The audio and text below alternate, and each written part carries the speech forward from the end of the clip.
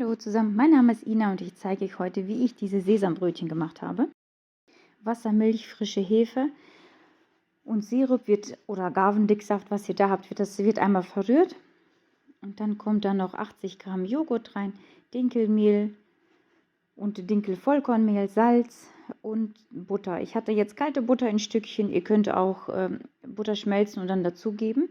Und das wird alles gut geknetet. Ich habe an meiner Küchenmaschine eine Wärmefunktion, deswegen mache ich kalte Butter rein. Wenn ihr die Funktion nicht habt, dann macht weiche Butter oder zerlasst die vorher. Das wird dann so gut geknetet. Der Teig sollte so elastisch sein. Dann wird der Finish abgedeckt und für 1 Stunde ruhen lassen bei Raumtemperatur.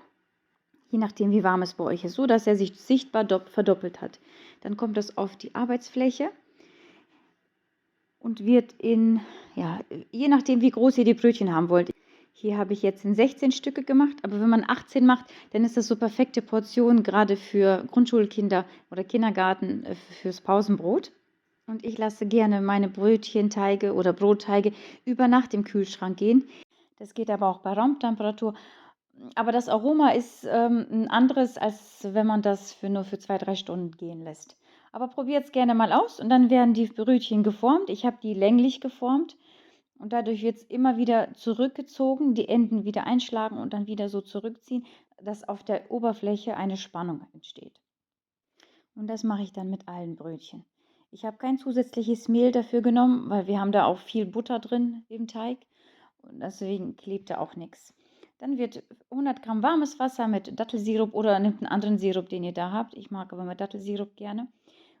Die Oberseite in den Sirup eintunken und in Sesam wälzen, sodass nur oben Sesam ist. Dann kommt das aufs Backblech und dann mit Folie abdecken. Und dann kommt das über Nacht in den Kühlschrank. Ich backe immer auf einem Lochblech oder auf dem Gitter, was im Backofen ist, weil dadurch werden die Brötchen gleichmäßiger braun.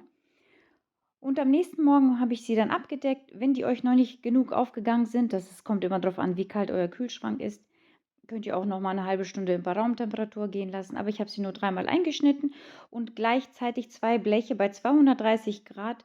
Wenn der Ofen vorgeheizt ist, dann reichen 13 bis 15 Minuten. Ansonsten kann es noch ein bisschen länger dauern. Und wenn ihr Dampfstufe habt, nehmt gerne Dampfstufe dazu, weil da werden die Brötchen richtig gut. Ich schneide die Brötchen immer so durch und friere sie auch ein und so habt ihr immer leckere Brötchen auf Vorrat.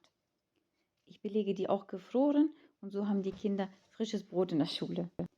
Die werden nicht sehr knusprig und wenn die ein bisschen liegen, werden die auch noch weicher, aber die sind so lecker. Probiert es gerne mal aus und vielen Dank fürs Zuschauen.